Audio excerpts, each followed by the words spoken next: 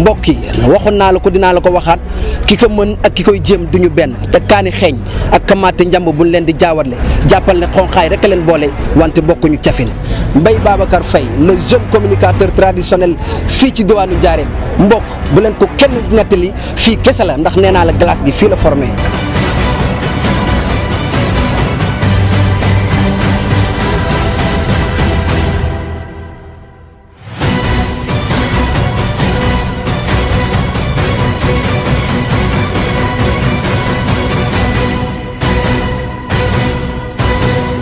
jërë ngeen jëf mbokk yi démb nag damaloon nañ leen fële ca stadium Elimanel Fall ki ñu fa yóbbu woon moom mooy Africa Production di xale ba nga xamante ne bii mbër la mu ngi bokk ci écurie bi ñuy wax écurie Mbudaay nekk mbër bu pare wëlbatu ku nekk promoteur ñu koy remercier bu baax a baax ci geste bu rafet bi nga xamante ne bii def na ko su ko neexoon mu jël xaalisam dugal ko si poosam denc ko wante daf ko dugalaat ci làmb ji nga xamante ne bii foofu la ko jëlee woon wala ci làmb ji muy yëngu démb nag moo ñu yóbbu woon fële ci stadium Elimanel Fall ci làmb ju mag ja nga xamante ne bii grand combat bi mi ngi doon dox ci diggante Lac Rose bu Mbàkke xale bi jógee Mbàkke Bawol moo doon bëre ak Modou Lo bu Paris Lac Rose bu Mbàkke nag moom moo am ndam ci combat spécial bi ñu amoon diggante Malick Niang ak Déranger bu góor yam Malick Niang bu Mbudaay moom moo daan Déranger bu écrit góor yam troisième combat bi amoon nañ ki nga xamante ne bii moom mooy Sambayar xale bi nekk écrit Bawol Benno doon jàkkaarloog Tapha Tine bu jóge woon Mbàkke Bawol wante Sambayar moom moo ko daan jël bu amul benn werante nag bi junior moom tamit xale bi nekk écrit Touba Ndiarème doon na fa bëre ak Bas junior xale bi nekk écrit Nguy nag bi junior moom moo ko daan jël bu amul benn werante ci premier combat bi ñu amoon diggante Rocky Balboa ak ki nga xamante ne bi moom mooy Amadem Rocky Balboa moom moo daan Amadem kon du ñu def rek lu dul ànd ak yéen dem fële ca stade Elimanel Fall ànd ak suñu caméraman won leen li nga xamante ne bii moom lañ fa jëlee dinañ leen won li nga xamante ne bii moom mooy tuus won leen ambiance wante tamit dinañ leen won combat yu neex ya nga xamante ne bii fii rek ngeen ko mën a amee ci seen site internet Baol Time kon sama gars yi toppalee ñun ñu dem stadium Elimanel Fall. glace gi fii la formé.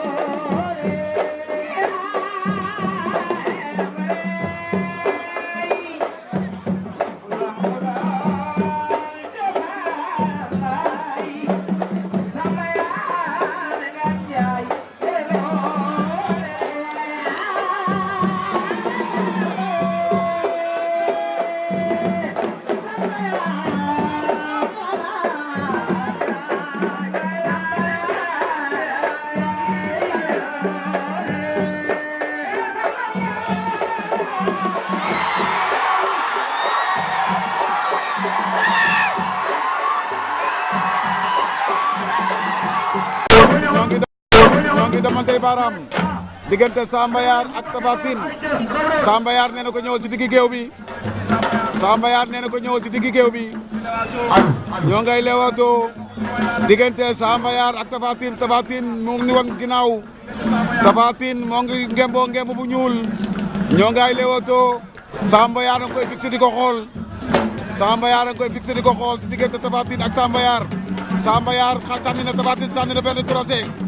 Tapha Tine sànni na benn crochet waaye Samba Yar esquivé na ko. ñoo ngay leewatoo Samba Yar song na takk na Tapha Tine. Samba Yar takk na Tapha Tine. Samba Yar takk na Tapha Tine. Samba Yar takk na Tapha Tine. Tapha Tine ngay wër ak moom di xooli pexe. Tapha Tine Tapha Tine attention.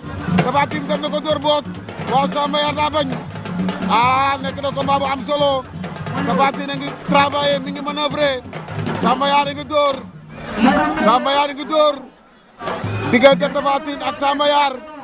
Samba Yar a ngi dóor muy combat bu am solo di ñaari xale yi nga xam ne ku ci nekk mën naa dal sa morom. waaw mi ngi noonu Samba Yar a ngi dóor mi ngi dóor ci faar yi. Tapha Tine nga fayu Tapha Tine nga dóor dóor yi métti na nag dóor yi métti na diggante Tapha Tine nga dóor Samba Yar ko takk na ko Samba Yar takk na ko Samba Yar daan na Tapha Tine. Samba Yar daan na Tapha Tine jël bu set wicc. Samba Yar daan na Tapha Tine jël bu set wicc. Samba Yar daan na Tapha Tine jël bu set wicc. Samba Yar daan na Tapha Tine jël bu set wicc. jël bu amul benn werante. jël bu amul benn werante. mbër yaa ngi ànd ak mbër ay ca mbër. loxo bi yow.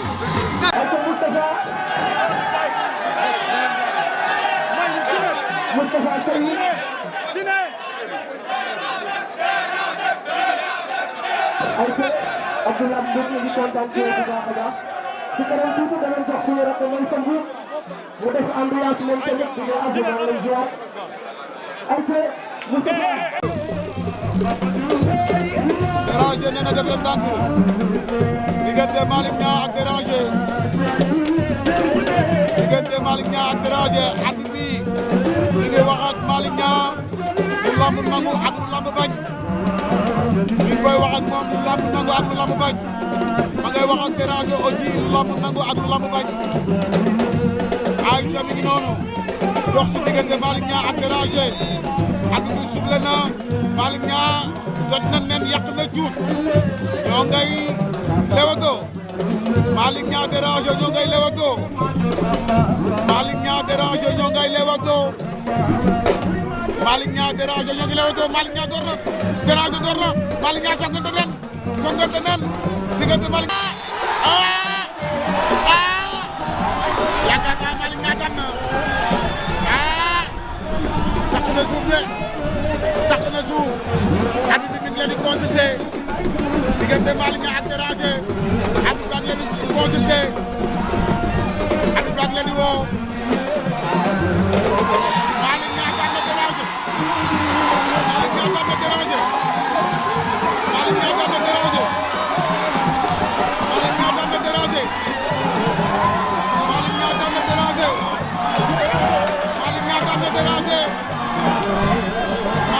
daan na déranger Malick Niang daan na déranger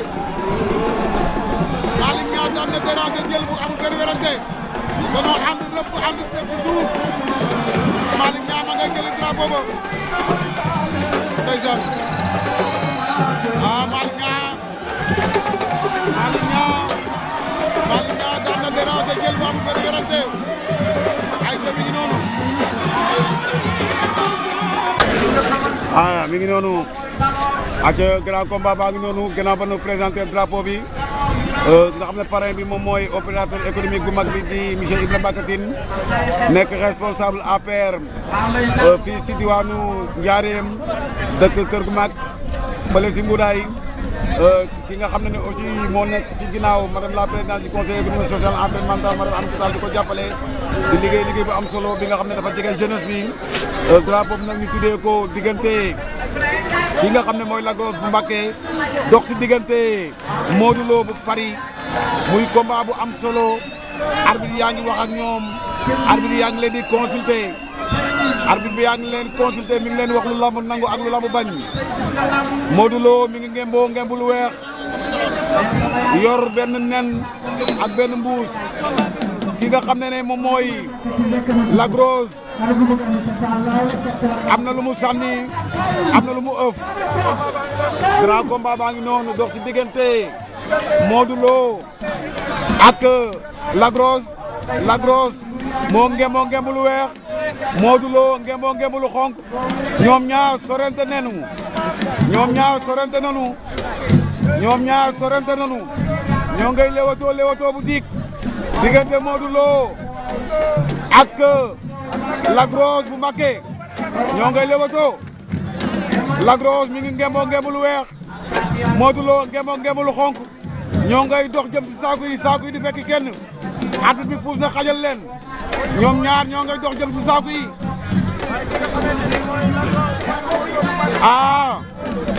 combat bu doy waar combat bu nar a technique waaye combat bu mystique ñoom ñaar ku nekk ñaa ngi la tekk di déglu sa morom combat bu capital la kenn du wanteer sa combat ñoo ngi soro di lewato Modou Lo koy déglu Lac Rose koy déglu waaye dafa mel ne Lac Rose moo xaw a sàcc doole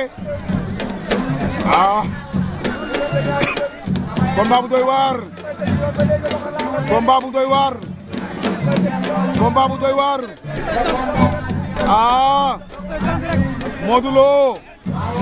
Modou Lo Lac Rose ñoo ngay lewatoo loxo yaa ngay laalante ñoo ngi gën a jegante Modou Lo il est serein Lac Rose wàcc na di ko déglu ñoom ñaar ñoo ngi lewatoo diggante Modou Lo ak Lac Rose mi ngi noonu arbitre bi woo na leen arbitre baa ngi wax ak ñoom mi ngi leen na nag lii yëfu góor la il faut ngeen laalante man da ñàkk ndeysaan arbitre bi su la wax na arbitre bi sol na gën seen diggante Lac Rose mi ngi dox jëm si saaku yi waaye Modou Lo ko topp laay la ñaari xale yi Modou Lo ngi jéem a dox si kawam waaye Lac Rose gëdd na ko Modou Lo taxaw xale yaa ngi noonu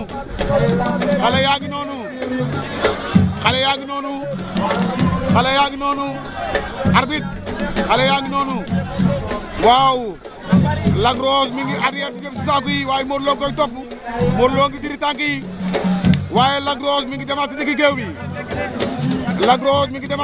bi ñoom ñaar ku nekk yaa ngi seere sa ndomba xam naa làpp tàkke la xam naa door mu daanu bi la ñoom ñaar nag xasante neen ku nekk am na lu mu wax sa morom waaye ku nekk jox na sa morom cër ñoom ñaar ku nekk jox na sa morom cër diggante Modou Lo Lac Rose bu Mbacké ñoo ngay lewatoo Modou Lo ngi dox di koy uti waaye Lac Rose mi nga tekk rek di ko déglu combat bu méttee ngi nii combat bu tactique ngi nii waaye combat bu technique ngi nii arbitre bi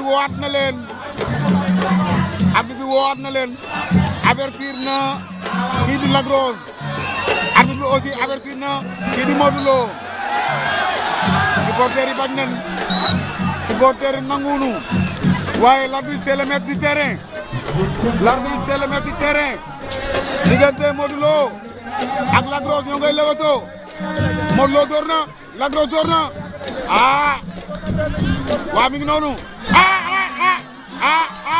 lay la Modou Lo war na ko nomba Modou Lo jàpp na tànk bi Modou Lo jàpp na tànk bi waaye Lac Rose daa diis Lac Rose daa diis Lac Rose dafa diis Lac Rose door na Lac Rose dafa diis Modou Lo waroon na ko nomba Lac Rose sàcc ko ba rëcc Modou Lo jàpp tànk bi Lac Rose rëcc ndax Lac Rose dafa diis ñoo ngay bëree Lac Rose nga jël tànk bi Modou Lo na ko ndengeñ na ko Modou Lo ndengeñ na ko Modou Lo ndengeñ na ko si diggante Modou Lo ak Lac Rose ñoo ngay bëree ñoo ngay lewato ñoo ngay bëree ñoo ngay bëree ñoo ngay bëree ku si nekk yaa ngi déglu sa morom ku si nekk yaa ngi déglu sa morom diggante Modou Lo ak Lac Rose bu Mbacké Modou Lo génne na bopp bi waaye Lac Rose nee na tekk rek di ko déglu combat bu capital la kenn du fooy sa lamb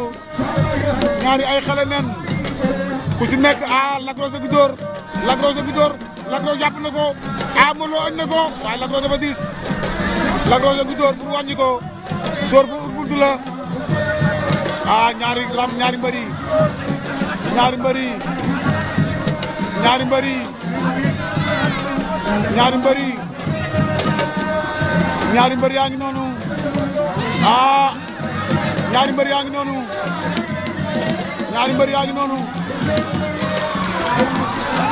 ñaari mbëri yaa ngi noonu ñaari mbëri yaa ngi noonu ñoo ngi songante ba tey dara amagul ku nekk yàgg na tekk di déglu sa morom ci diggante Modou Lo ak Lac Rose bu Mbacké Aïcha mi ngi noonu ndeysaan waykat yaa ngi way tëggkat yaa ngi tëgg seetaankat yaa ngi seetaan bërekat yaa ngi bëre waxkat yaa ngi wax ndeysaan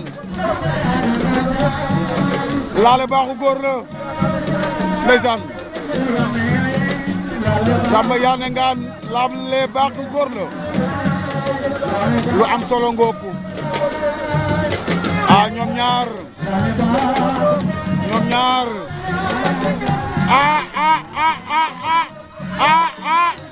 am na leen rëpp am na jugaat dafa mel ne ñoom ñaar doon tolloo doole dafa mel ne ñoom ñaar doon tolloo doole soo xool da nga jàpp ne Lac Rose moo ko sàcc doole waaye Modou Lo mi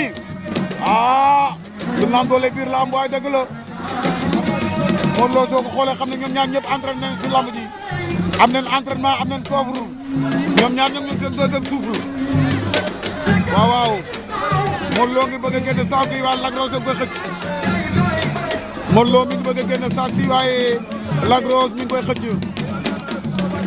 ndeysaan Lac Rose jël na ko am nañ jaar ci suuf am nañ jaar suuf am na Lac Rose daan na ko arbitre bi nee na amul dara amul arbitre bi nee na dara amul arbitre bi nee na dara amul arbitre bi nee na dara amul arbitre bi nee na dara amul arbitre bi nee na dara amul arbitre bi nee na dara amul arbitre bi nee na dara amul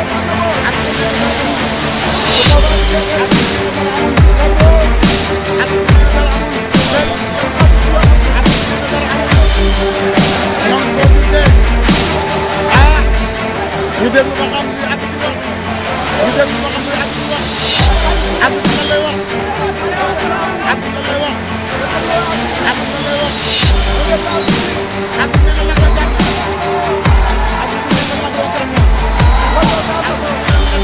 ginnaaw saa bu dem laaj mooy saa bu dem di jël kon daan na Modou Lo bu bari jël bu set wicc waaw mi ngi noonu mi ngi doon daan tey damay wax lu leer parce que ay mbër la ñun ñëpp tey mënu ma daan barki alxuraan lu ma boot moo bari dama xoolal lamb ji lu ma ci boot te kenn xamu ko si man moom moo bari yaa may dégg barki alxuraan li ma ci boot moo bari bii mooy sa ñaata combat bii fii nii Diourbel mooy sama 3e combat. ñaata victoire. 2 victoires benn défaite. maa ngi ñaan yàlla nag défaite yem fi. waaw parce que li may topp nii fii ak Touba dafa sori. tey boo daanoo fii du ma xam fu may jaar ba ñibbi. barke alxuraan dama nekk segg mais keroog du ma ñàkkee fii. yaa may dégg am na lu bëri lu mën a xare mais tey jii lépp lu si yàlla defoon rek sant naa ci bu baax. te fii la woon maa ngi sant ñëpp ñu ma topp parce que au ma seen fay dégg seen xéewal ci def. yaa may dégg dama am sama xarit boo xam ne bàyyi laa jóg heure su ma fii ñëw oto yi may indi yëpp moom moo koy jël di sant docteur Sylla bu baax a baax jàpp na ci combat bi homme politicien la boo xam ne jàppale Macky Sall rek moo ko ñor yëkkati na xaalis bu bari jox ma ko ci combat bi yaa may dégg di sant sama président fans club Moustapha Sow ak ñëpp ku ci jàpp li ma bëgg a wax gannaaw xajul fii ñun ñoo dëkk Bawol léegi gis nañ ne Lac Rose bu ñëwee day yëngal. waaw mën a fecc car macha allah te it combat bi da koy jox àqam. lan mooy sa secret da ngaa waane wala lan la. non non waane dama nekk xale boo xam ne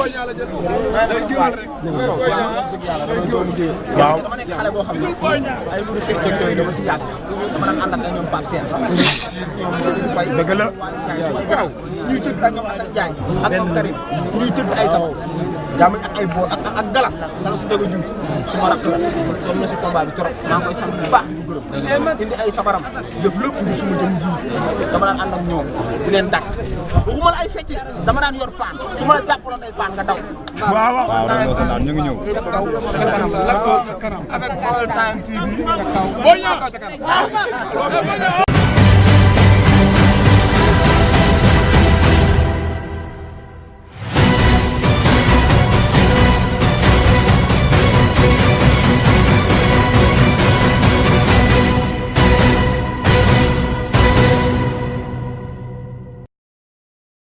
jërëgeen jëf mbokk yi ñu ngi leen di nuyu bu baax a baax di leen dalal jàmm fii ci seen site internet Baol Time seen site internet Baol Time TV di site bi nga xamante ne bii lépp luy actualité ci diwaanu Ndiarème moo leen koy toppal andil leen ko en exclusivité seen site internet Baol Time TV nag andil leen émission lamb bu bees tàq bu nekk ci paquet bu ñu dajjeekul ki leen koy présenté di seen mbokk seen xarit Mbaye Babacar Faye tey nag di lundi le 26 mars 2018 fii ci seen site internet Baol Time di seen premier numéro ñu ngi leen di dalal jàmm bu baax a baax di leen ñaanal jàmm ak salaam te it di ko sàkk ci yéen tey nag ñu dalal fi suñu mbokk suñu mag suñu xarit di Etienne Ngom bokk ci CRG bu Diourbel di nit ka nga xamante ne bii ku yàgg yëngu ci làmb la di nit ka nga xamante ne bii ku yàgg dox ci làmb la di nit ka nga xamante ne bii képp kuy dox ci làmb xam nga ko tey nag mooy suñu invité duñu def rek lu dul jox ko mu nuyoo ak suñu mbokki téléspectateurs yi ñuy seetaan grand ñu ngi lay nuyu bu baax a baax di la dalal jàmm. jërëjëf Mbaye Babacar fay naa la maa ngi nuyu ñëpp ñi xam ne ñoo suivre Baol Time TV. di leen gërëm di leen sant ci invitation bi di wax rek ne ñëw naa tey pour dalal ci émission bu bees bi di ñaan rek yàlla na émission bi continuer ba Sénégal yëpp di ko seetaan monde entier di ko seetaan Mbaye. jërëjëf grand nuyoo bi matale na kontaan nañ ci bu baax a baax duñu def rek lu dul jublu ci li nga xamante ne bii moom mooy émission bi Etienne lan la ban fonction la occupé ci biir CRG bu Diourbel. waaw jërëjëf Mbaye Babacar man maay le directeur technique régional. CRG bu Diourbel en même temps je suis le porte-parole. du CRG. donc maanaam lépp loo xam ne technique la ci CRG man lañ ko dénk ak lépp loo nga xam ne communication la ci CRG aussi man lañ ko dénk. directeur technique régional boo ñu ko doon faram-fàcceel ci wolof maanaam yow say yëngu-yëngu ci biir CRG bi ci boo ñu ko doon faram-fàcceel ci wolof lan la. waaw maanaam comme conseil technique parce que tout ce qui est technique tout ce qui est règlement tout ce qui est technique ci biir ki làmb ci man lañ koy laaj. suñuy organiser man maa fay ñu comme conseiller.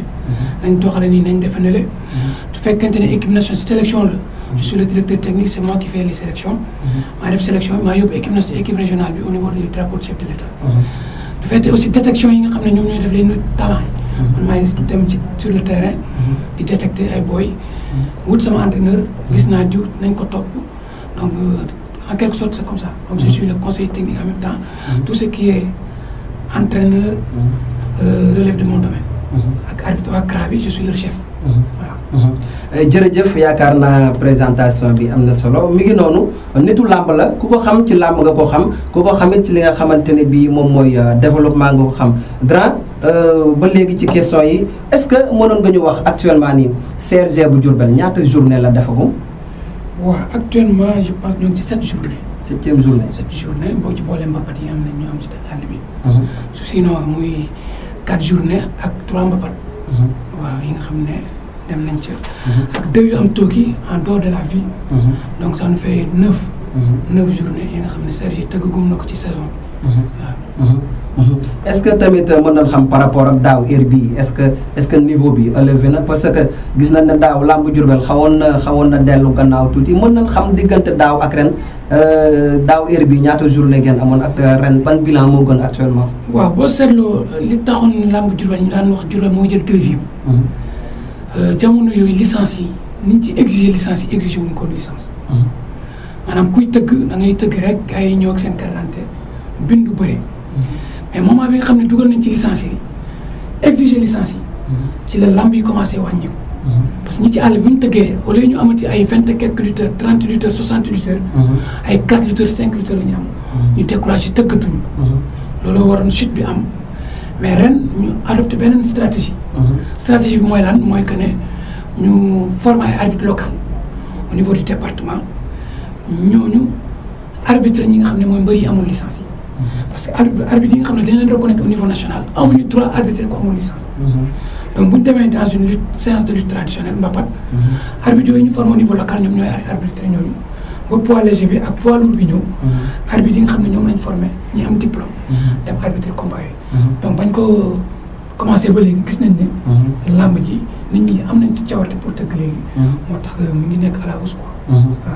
kon daal mën na ne ren moo gën a yéeg. moo gën a yéeg daaw moo gën a yéeg daaw. da nga brosser sànq lu am solo mooy problème mu licence yi parce que mbër yu bëri am na mbër yu bëri ya nga xamante ne bii fi mu toll nii ñu ngi ci làmb ji wala ñu ngi yëngu ci làmb ji xamuñu ban yoon la ñuy jaar pour am licence man tey su ma jógoon ne damaa bëgg a nekk mbër yan condition la ma CRG laaj pour ma am licence ak it tamit promoteur bi jëkk bëgg a nekk promoteur ak ménager bi lan la ko CRG laaj.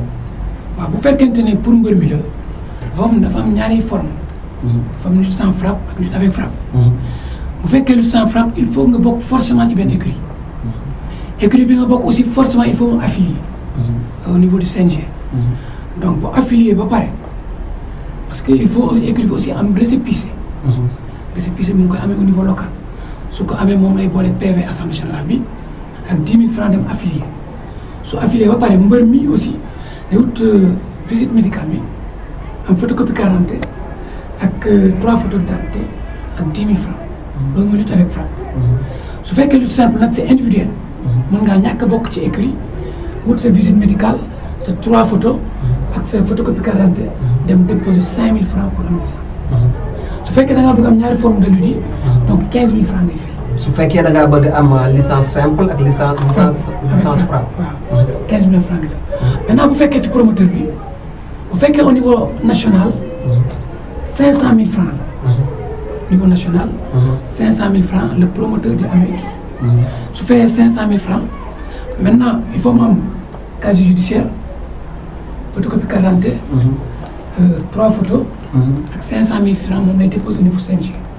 mais du fekkee fii si à Diourbel dañ ko adapté ak situation Diourbel. 25 000 francs. ngay joxe casier judiciaire. photocopie carte d'identité ak 3 photos yi defal la 4 promoteurs. boo déggee casier judiciaire pour que bu fekkente ni yow mosoo am ay démêlés avec la justice moo waral ñuy exiger casier judiciaire. bu fekkee Dakar aussi dañu lay exiger compte bancaire dañu am compte bancaire. bu am xaalis. waaw bu am xaalis. am na fa ngay virer xaalis bi mu def transaction directe am na da ngay am chèque yi te fekkente ne fii au niveau local laaju ñu yooyu maintenant bu fekkente ci aussi ci manager bi la il faut nga am bokk ci écurie. parce que ren dañ benn ci règlement bi bees li génn mooy dañu am lettre d'habilitation écurie bu ne dafay am manager principal. ñu bind ko lettre d'habilitation. di nga ko am. nga am casier judiciaire aussi là aussi le manager comme xaalis day jaar ci loxoom ak dem. il faut que mu nekk nit ku clean maanaam ki nga xam ne mosul am ay démêlés avec la justice. am aussi photocopie carte d'identité ak 3 photos. au lieu de 300 000 francs wala bu fekkee lutte simple à Dakar wala 500 000 francs su fekkee lutte avec frappe. 10 000 francs la. 10 000 francs la fii Diourbel. 10 000 francs. 10 000 francs la. manager bi di joxe. donc fii à Diourbel. jërëjëf grand yaakaar naa leer na ba tey bëgg naa nga wax ma ñaata écrits ñoo affilié ci CRG bu Diourbel maanaam Njaareem. 13 écrits ñaata écrits ñoo fi nekk. 13 écrits ñoo fi nekk. yu valable. waaw fukki écrits fukki écrits ñett. ak ñett. waaw mën nañu xam licence yi. waaw licence yi li ñu njëkk a yóbbu nañ 58. Actuellement je pense yeneen 20 quelque mi ngi fi donc daaw 90 licences amoon nañ ko. et je pense que cette année aussi dinañ atteindre 90 licences. mais ba léegi des na. licence simple yi. licence simple yi y avait 6. 6 waaw 6 licences simple. yaakaar naa dinañ ñëwaat ci côté simple bi sax dinañ ñëwaat ci côté simple bi parce que gis nañ ne côté simple bi chaque jour Diourbel dafa mel ni da ciy gën da ciy dellu gannaaw ba day feeñ ci bu ñu demee drapeau chef de l'État est-ce que jël ngeen ay matuwaay pour promouvoir xale yi nga xamante ne bii ñoom ñoo bëgg a bëre li nga xamante ne bii moom mooy bëre bu amul dóor. waaw loolu aussi mbër mi da koy neex. c'est un choix. mbër mi mooy tànn ne man mën naa bëri simple moom lay defi. wala damay boole ñaari forme de lutte yi dem defi ko. ñun suñu devoir mooy lancer un appel. et depuis le début de la saison depuis début saison bi ñoo ngi koy def. mbër moo xam ne bëgg nga am nga yaakaar ne am ngay capacité pour dem drapeau chef de l'État. dama la wuti licence simple. su ñu def par sélection bi. ñoo bokk ci sélection bi bu yàlla dogalee nga jàll yóbbu la drapeau chef de l'État. mais tey boo seetloo 6 laa la wax ñoo fi am. 3 yi non 2 yi ñooy Diourbel 2 yi ñooy Bambey yeneen 2 yi ñoo ngi jóge ba Joal kenn ki mi ngi jóge ba je pense Mbacké. donc kon boo seetloo Diourbel 2 rek la ci am. ñu déposé licence. kon daal mën nañu wax ne xale yi fii Njaareem bëri dóor bi la ñu gën a farataal la ñu gën a fonk privilégié parce que ñoom xaalis bu teew bi lañu gis. xaalis bu teew bi lañu gis te xamuñ ne bëri simple mooy tax nga doon bëri parce que clé yëpp fa nga koy maîtriser. mais ñoom xaalis bi lañ gis ay combat lañ gis ñu bëri simple. maanaam gisuñu jàll pour am benn tour bi parce que boo seetloo ñoom Yékini ñoom Modou Lo ñoom Reug Reug ñoom Balla Gaye ñoom Zallo ñu ñëpp ci la simple lañ mbappat lañ commencé. mais xale yu Diourbel yi farataal luñu mbappat simple ñaar rek laa gis ñu ko fii def muy Paul Maurice Boukhadjil ak Tanor. ak booy Lagrosse bu non Lagrosse mbappatu àll yi. mbappatu àll yi waaw mbappatu àll dóor yi nga xam ne ñoo nekk ci àll. ok dóor bi waaw dóor. donc defagul simple bi. waaw parce que simple bi yombul. bëre sans jàpp ngemb la drapeau chef de l'État. waaw loolu laa ngemb. foo laa la ngemb am avertissement donc loolu aussi jafe na. yombul. jërëjëf grand ci noonu la ñuy jaaree dem drapeau chef de l'État dugg ci biir drapeau chef de l'État gis nañ ne chaque année. comme ni ma la ko waxee sànq Diourbel day jéggaane ay mbër feneen. andi leen ñu représenté diwaanu Njaareem ci li nga xamante ne bii moom mooy drapeau chef de l'État te xam na ne drapeau chef de l'État mi ngi dëgmal mi ngi waaj a ñëw ñu bëggoon a xam rek yéen fan ngeen toll ci waajtaay bi ak est-ce que bàyyi ngeen xel ne mbër yi fii nii mën nañoo dem wala ci li ngeen defoon daaw noonu ngeen bëgg a defaat. waaw démb sax ñoo ngi ciblé ay boy ci parce que toujours comme ni ma la wax détecteur la su ma demee ci mbapat maa ngi suivre quelques boy démb ci stade bi sax am na boy moo ciblé mais ci moom lay des. il faut mu wuti licence simple parce que aussi carte d'identité nit a koy wutal bopp dinañ ko ñaax ko dama wuti licence simple mu wuti ko maintenant tey bu fekkente ne 2 rek ñoo am Diourbel 2 Mbacké 2 Bambey non 2 Bambey kenn Mbacké yeneen ci àll bi ay Joal ak yooyu kon Diourbel ba léegi des na xale yi ba léegi gëmuñu ne war nañ mën a dem drapeau chef de l'État représenter seen région.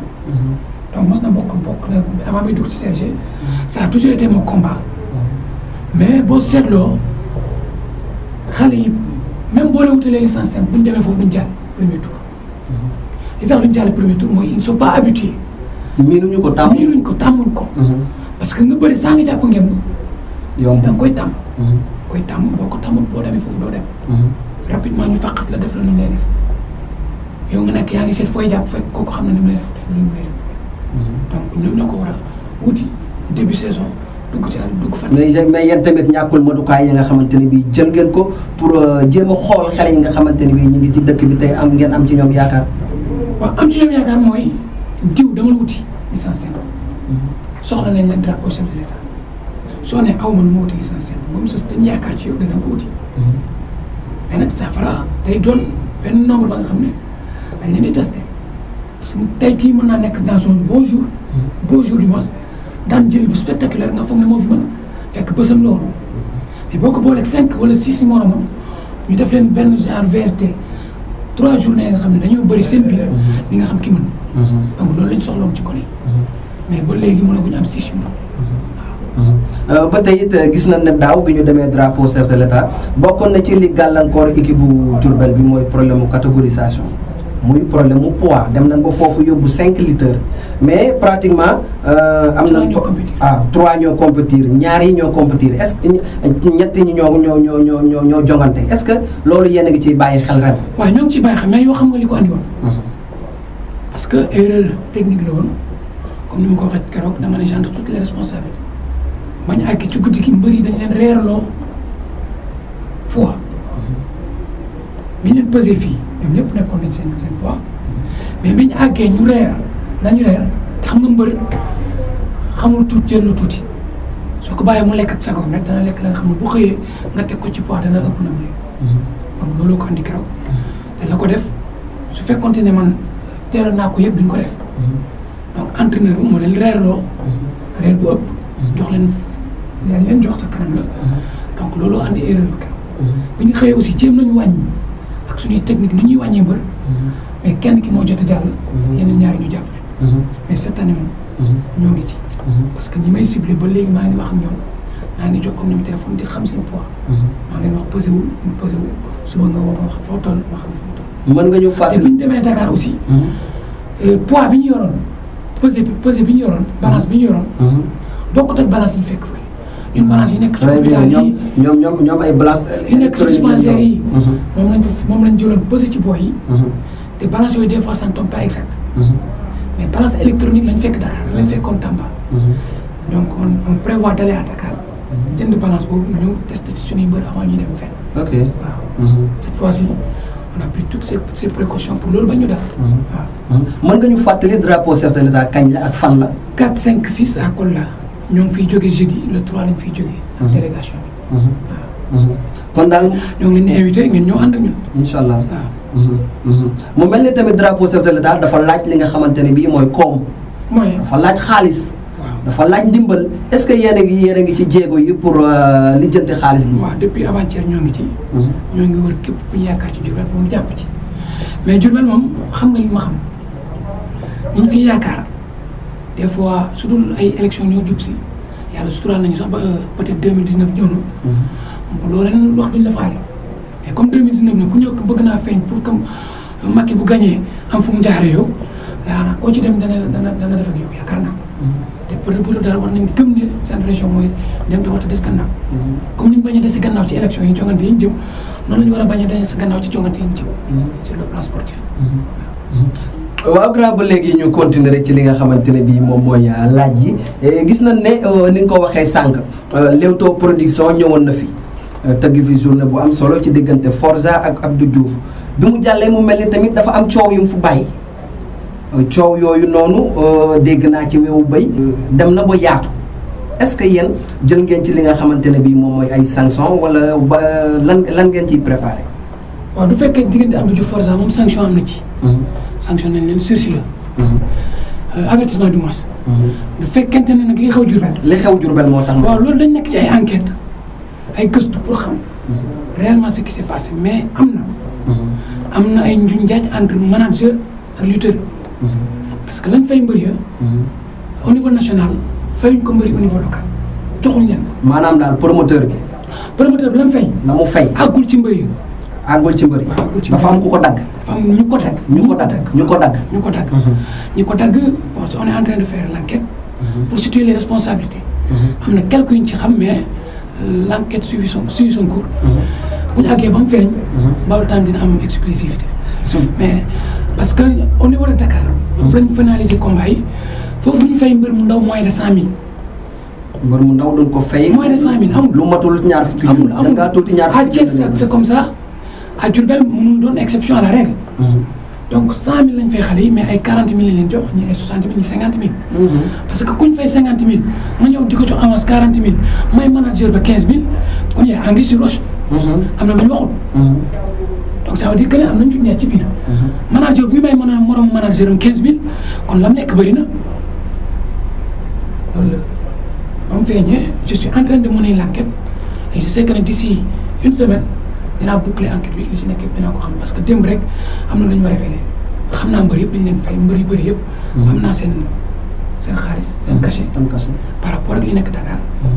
dinaa woote Dakar parce que moom woote Dakar te xaw ma li ñu fay mbër yi. donc dès demain on a réunion demain dinaa woote Dakar. ñu wax ma réellement ce qui s'est passé. ki nga xam ne moo signé contrat yi fii teg contrat yi ci kaw taal ñu xool ko. su fekkee responsabilité ci moom la. il va être sanctionné su fekkee ci manager la deal la entre ñoom les auteurs vont être sanctionnés. mais grand li ngay wax nii graaw na de mu mel ni promoteur bi dafa combat yu ndaw yi mbër bu nekk mën na sama xalaat. 100000 lañ leen di fay. mais gis nañ ne am na mbër ya nga xamante ne bi ñii 40000 lañ leen fay ñii 60000 léegi loolu su fekkente ne bi yéen enquête bi ngeen di mëne dem ngeen ba gis ne loolu moom moo nekk au fond ki def loolu yan daan moo mën a daan moo mën a teg ci kawam. amoon na fi Marta Diané ak ndem si yàlla tampon na. amoon na fi loolu ci man la feeñee ba mu feeñee membre CRG ba ko defoon danañ ko génne te il a payé intégralement chaque fin du mois ñu coupé ko mu fay ko manager boo ko defoon gisatoo ko ci biir manager yi. kon loolu bu fekkente ne aussi c'est avéré fii aussi ça sera la même chose. waaw ça sera la même chose. waaw mais ba léegi ñu leen di fàttali ne yéen a ngi ci seen émission Lambi Bawol fii ci Baol Time TV ba léegi di leen fàttali ne Etienne Ngom la ñu dalal bokk ci CRG bu Diourbel di CTR bi fii ci diwaanu Ndiarème mais Etienne ñu gisoon dafa mel ni dañu gisoon beneen Etienne avant muy dugg CRG Etienne ba nga xamante ni bii da doon pàccal kaan yi Etienne ba nga xamante ni bii da doon wokk góom yi mais dafa mel ni Etienne dafa dugg biir CRG rek mel ni léegi day sotti glace xaw ma lan la. sotti ndox ci kii day sotti ndox. waaw xam nga Etienne du sotti du pàccal kaan yi ci boppam Etienne fu muy pàccale kaan yi mooy si table bu toogee kay naw leen. ca réunion ba su gisee lu du yoon dama naan lii du yoon dama ciy tudd baaraam te daaw dégg nga coow li fi xew. Etienne suspendre mbër yi mën na am mais man suspendre mu mbër mais nag aussi indiscipline duñ ko bàyyi boo xoolee démb am na lu fa xew ci mbër yi kaa leen def seen signature contrat ñu jaay Vista. ñu woo leen pendant 15 minutes ñu bañ a wuy si ma annulé signature ba. parce que athlète dafay am discipline quoi man li ma gëm. doomu aadama bu bëggee jaar ci mbir day am discipline. li ñuy def nii bu ci amul discipline tey du jar yoon. c'est comme ça. discipline boobu ma doon kii. te aussi membre CRG yi nañ doon taxawee. parce que boobu CRG danaa nootoon mbër yi noot promoteur yi noot manager yi. ma xeex ko ba tey manager bu bopp bu ci nekk gis boppam ci CRG. promoteur bu ci nekk gis boppam ci CRG mbër bu nekk gis boppam ci CRG. mais nag en retour aussi mbër mi bu jaarul yoon koy teg yoon. man mi auditionné nañ ma CRG suspendre ma sa kanam la ko taxoon mooy la ko xawoon. ba léegi ça va continuer aussi. donc ça veut dire que ne Etienne du toj kaani ci boppam mais bu toogee ci taal ba avec ses pairs la xew lay lu mu war a dut baaram nañ ko dut baaram. lu jëm ca mbër yi aussi je serai le protégé des lutteurs. parce que man toujours sama gëm-gëm mooy mbër mi moom làmb. CRG moomul làmb CRG dañ ko doon jiiteel promouvoir fexeel ba mu dox loolu mooy suñu cër mais amuñu pour teg mbër mi lu ñu ko war a teg amuñu pour xañ mbër mi lu ñu ko war a xañ nii promoteur nii manager. mais dafa mel ni question bi ba léegi grand ñëwagoo ci de. Etienne dañ ko doon gis CRG lu Moussa def Etienne. lu jaarul yoon waaw noo xaw ma lu jaarul yoon lay doon xaw ma lu jaarul yoon mais contestation yu bëri woon na sa côté. waaw li nga doon contesté CRG li ma la dama ne Etienne du contesté boppam Etienne mi ngi CRG. kon daal Etienne da doon yuuxu ñu dugal ko léegi. jamais parce que man boo seetloo ñaari mandat yu tegaloo. toujours inspecteur daf may woo ma ne ko non non. loolu moom ëmp la daf may woo dama lay copte ma bu ma copte. damaa yor ay mbir mënu ma leen feral. ci man lañ yaakaar. te deux am na des certains membres du CRG mënu ma bokk ak ñoom bureau. parce que la ma gëm noonu la lamb war a doxee gëmuñ ne loolu la lamb war a dox. mais biñ ñëwee ba ci biir ba gis ne j'ai raison ne ma li nga wax kaay ñu toog sa carte sur table. maa ñëw ñu toog carte sur table man diw ak diw mënu maa bokk ak moom CRG bi. ñu dindi diw ak diw dugal ma. comme ça nga soog a dugg. ma soog a dugg avec mes convictions aussi la ma gëmoon dem moom laa gëmaat. que ne mbër mi mooy priorité. mais nag du tee aussi mbër mi bu jaaroo yoon ñu ne ko jaaroo yoon. jërëjëf grand comme ni nga ko xamee yow technicien nga. te ñu ngi jëm ci làmb ju am doole làmb ju mag làmb ja nga xamante ne bii àdduna bi yëpp ñu ngi koy bàyyi xel muy diggante Gris Bordeaux ak Balla Gaye 2 war a am fële ca Dakar le 31 incha allah bu ñu ci yàlla yóbboo ñu bëggoon cee xam rek lan moo ciy sa xalaat ak ban pronostic nga ñu ciy defal.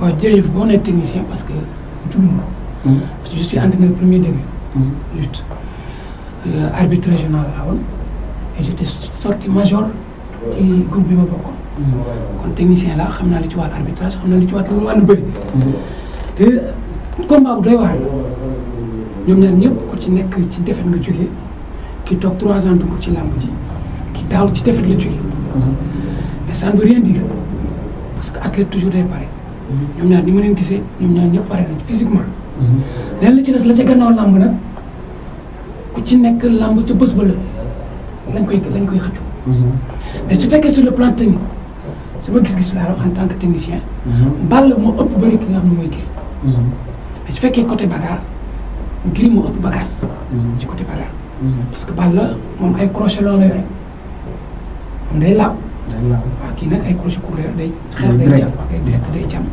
waaw su ma ko résumé daal bu fekkee côté bagarre 70% Gris Bordeaux 30% Balla Gaye 70% Gris Bordeaux su fekkee côté technique 80% ki nga xam ne mooy Balla 20% Gris Bordeaux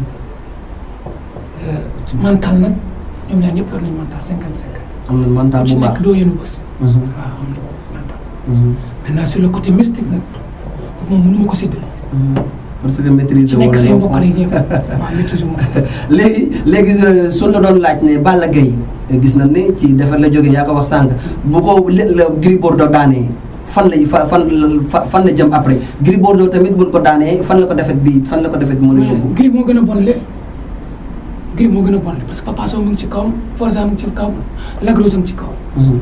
bu daanoo moom yàqule na Balla Gaye bu daanoo Elton day ñëw taxaw Balla Gaye bu daanoo xale yu ndaw yi par force mu bëri ñu. faa mu may leen sens par force ñoom boo ñaa dañuy taxaw. ñi mu bañoon ñëpp day bëri ñu. Modou Lo nag moo koy may revanche parce que du doon revanche parce que moo daanu Modou Lo mais Modou Lo moo koy may chance moo koy may chance parce que 3 défaites lay tegal donc dina doon affaire bu doy waar si ñoom ñaar kon défaite interdite pour ñoom ñaar ñëpp ku ci nekk ndam rek te ndam kenn ko yóbbu jërëjëf kàddu gu mujj gi sant yàlla di gërëm ñëpp di gërëm sa réalisateur yi sa caméraman di gërëm ki nga xam ne moom moo seen ci invitation di la gërëm di la sant di wax rek ne pare nañ pour foo la ñu soxla rek ñu ñëw wuy si waaw di ñaan nag émission bi noonu émission bu ndaw comme ni ñu koy gisee si yeneen sites yi mu doon site ba nga xam ne Sénégal yëpp koy indi seetaan parce que war na mën a nekk parce que Diourbel war ta des gannaaw di leen gërëm di leen sant jërëjëf grand kooku mooy Etienne Ngom nekk CTR bu Diourbel ñu ngi koy jaajëfal bu baax a baax ci disponibilité am tey moo nekkoon suñu gan ci seen émission sunu làmb tey nag moo nekkoon suñu premier numéro ñu ngi leen di jaajëfal bu baax a baax mbokk yi ñu toppoon ci seen site internet Baol Time jaajëfal nañ leen bu baax waaye di jaajëfal suñu caméraman bii ñu jàkkaarloo nga xamante ne bii moom mooy Pape Mbaye